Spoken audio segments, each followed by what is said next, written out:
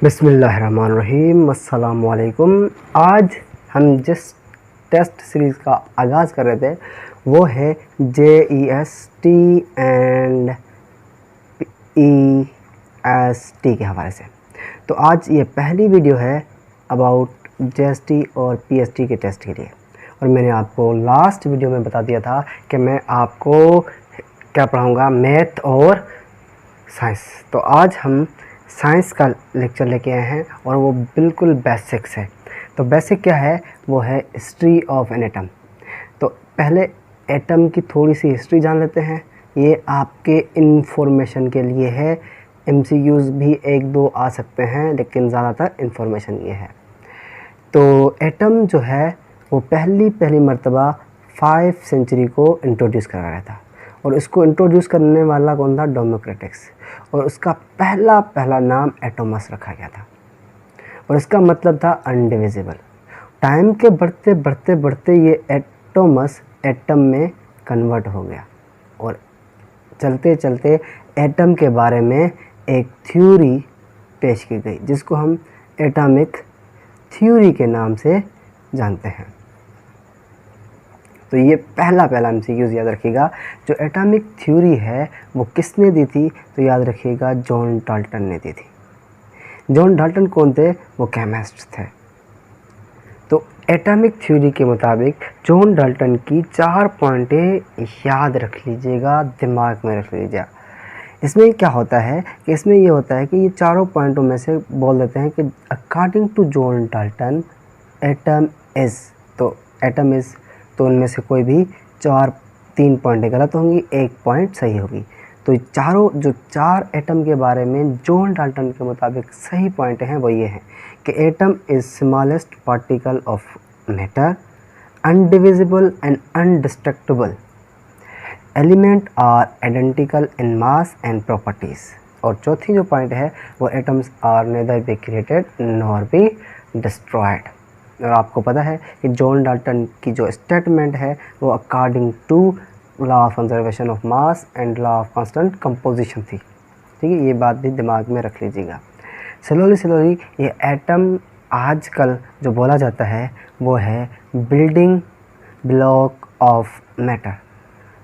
जैसे कि हमें पता है कि जैसे हम साइंस के बारे में मज़ीद जानते गए तो एटम के बारे में पता चला कि एटम भी खुद किसी 3 चीज़ों का बना हुआ है जिसको हम पार्टिकल का नाम देते हैं। तो फिर एटम जो जॉन डाल्टन ने स्मॉलेस्ट कहा, तो कन्वेंशनली आज भी एटम को स्मॉलेस्ट कहा जाता है, लेकिन वो जो है पार्टिकल्स के ऊपर कंसिस्ट करता है। और वो 3 पार्टिकल्स जो हैं वो हमारे पास ये हैं, फॉलोइंग पार्टिकल्स, जिसके ऊपर एटम कंसिस्ट करता है। एक इलेक्ट्रॉन है और दूसरा प्रोटॉन है और तीसरा न्यूट्रॉन है। इन्हीं इलेक्ट्रॉन और प्रोटॉन और न्यूट्रॉन को सब एटॉमिक पार्टिकल भी कहा जाता है। तो ये MCQs नंबर 3 स्टार्ट हो गया। तो पहला जॉन डाल्टन वाला एटॉमिक थ्योरी और दूसरा जॉन डाल्टन की एटॉमिक थ्योरी से कोई भी ये पूछ लेंगे कि atom is according to John Dalton. ठीक है, तो इसके बाद हम थोड़ा सा चलते हैं स्ट्रक्चर ऑफ एटम। अगर स्ट्रक्चर ऑफ एटम समझना है तो हमें 2 चीज़ें जहन में रख लेनी है कि एटम के 2 पार्ट्स हमें दिमाग में रखने हैं। अगर आपने 2 पार्ट्स दिमाग में रख लिए तो आप याद रखिएगा, एक होता है ऑर्बिट और दूसरा होता है न्यूक्लियस। अब ऑर्बिट क्या है? ये पाथ है अराउंड न्यूक्लियस, और न्यूक्लियस क्या है? Central part.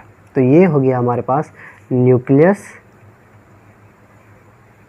और ये हो गया हमारे पास orbit. 2 part, nucleus, orbit. Orbit में इलेक्ट्रॉन रिवॉल्व करते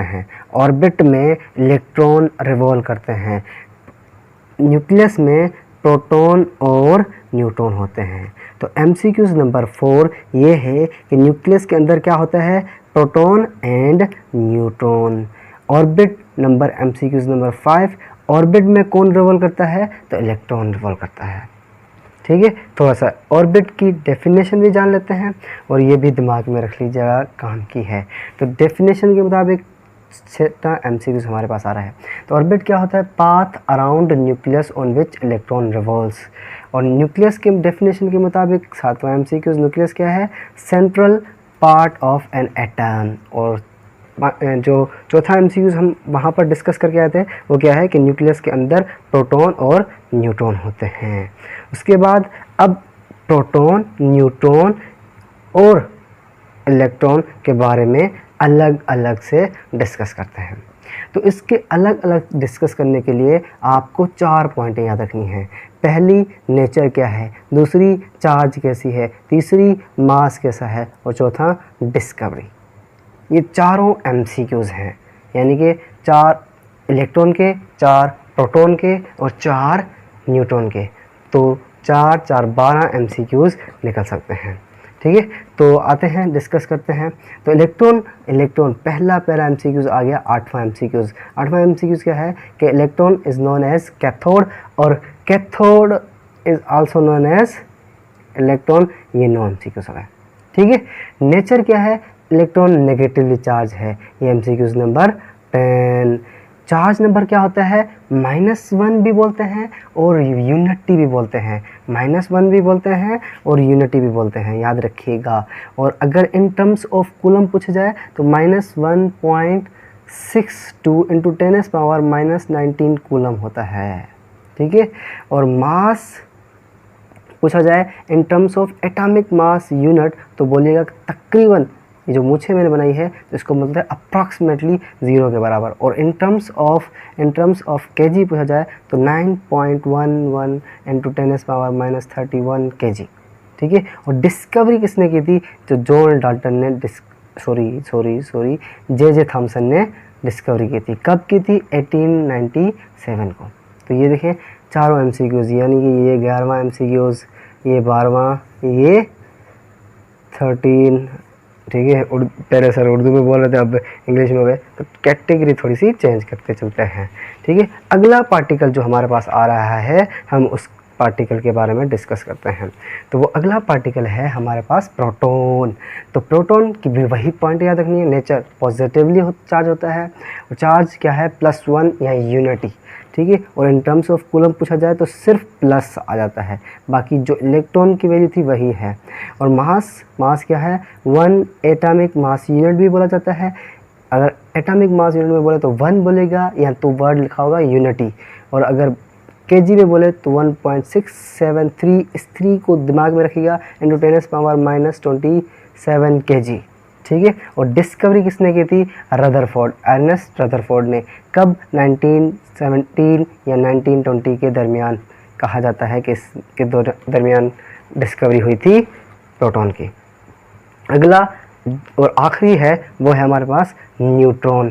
तो न्यूट्रॉन के ऊपर कोई चार्ज नहीं होती, इसीलिए इसको न्यूट्रल कहा जाता है या नो चार्ज कहा जाता है। और चार्ज नहीं है तो चार्ज नंबर 0 होता है। और मास तकरीबन प्रोटॉन के बराबर होता है। वहाँ पर 3 याद किया था और यहाँ पर 5 याद करें, तो बस ये वाले नंबर्स की डिफरेंस है। वहाँ पर 3 था, 3 था, यहाँ पर 7 5 है। बाकी मास इन kg टर्म में भी सेम है। डिस्कवरी इसकी जेम्स चैडविक ने की थी। कब की थी? 1932 में की थी। क्लियर? Yes sir. ये देखो 12 MCQs आपके क्लियर हो जाएंगे, उम्मीद है।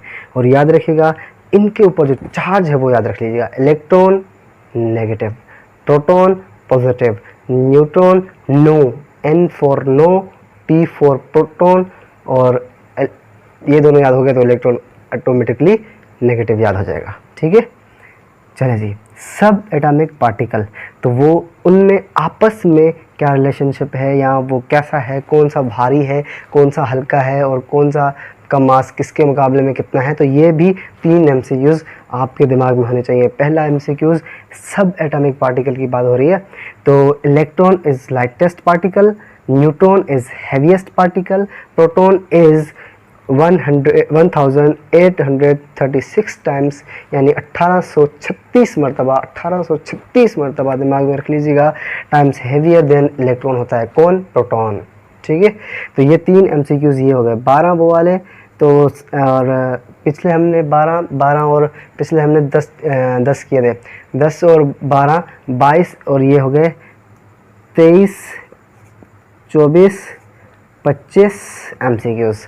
ठीक है, 25 MCQs तकरीबन हमने अभी तक डिस्कस कर लिए हैं। अब इन्हीं सब एटॉमिक पार्टिकल से 2 टॉपिक और निकलते हैं जिनको हम डिस्कस करने जा रहे हैं। वो क्या है? वो एक एटॉमिक मास है, ठीक है, और दूसरा एटॉमिक नंबर है।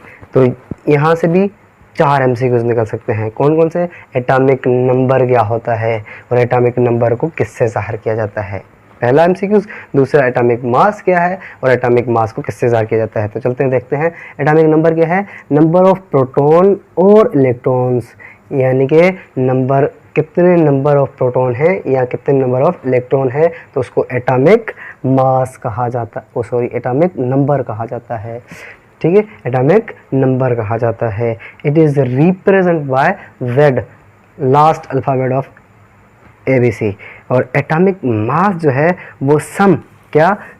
सम of proton and neutron, sum of proton and neutron is called atomic mass, जिसको A से ज़ाहिर किया जाता है। तो sum of proton and neutron is called atomic mass. तो एटॉमिक मास के लिए बात की जाए तो वो कहाँ मिलेगा? न्यूक्लियस में। और अगर एटॉमिक नंबर की बात की जाए तो वो कहाँ मिलेगा? ऑर्बिट में। तो मतलब कि हो सकता है ऑर्बिट में भी है और न्यूक्लियस में भी है। ठीक है, सो बात यहाँ तक उम्मीद है कि आपको क्लियर हो गई होगी। तो यहाँ से 4 MCQs यहाँ से, तो टोटल MCQs जो अभी तक हमने डिस्कस किए हैं तो वो तकरीबन 730 के करीब हैं। तो ये 30 के करीब जो MCQs हैं आपने अपने दिमाग में रख लेने हैं और ये बहुत ही इम्पोर्टेंट MCQs हैं। तो उम्मीद है ये वीडियो आपको अच्छी लगी होगी। अगर अच्छी लगे तो इस चैनल को सब्सक्राइब कर दें और वो घंटी देख रहे हैं, हाँ वो वाली, इसको भी दबा दें ताकि अगली जो वीडियो आए आपके पास उसका नोटिफिकेशन आ जाए। और अगर ये वीडियो अच्छी लगी है तो अपने फ्रेंड के साथ शेयर करें ताकि वो इस वीडियो से भी कुछ हासिल कर सके। और जब तक मैं कोई न्यू वीडियो अपलोड करूं तब तक के लिए अल्लाह हाफ़िज़। अपनी दुआओं में याद रखिएगा और उम्मीद है कि जितने भी उम्मीदवार हैं इस टेस्ट में वो पास हो जाए। बस मेरा थोड़ा सा कंट्रीब्यूशन है ताकि आपको MCQs जल्दी से याद हो जाए। थैंक यू, अल्लाह हाफ़िज़। Subscribe the Leaders Tutoring and hit the bell icon for more updates.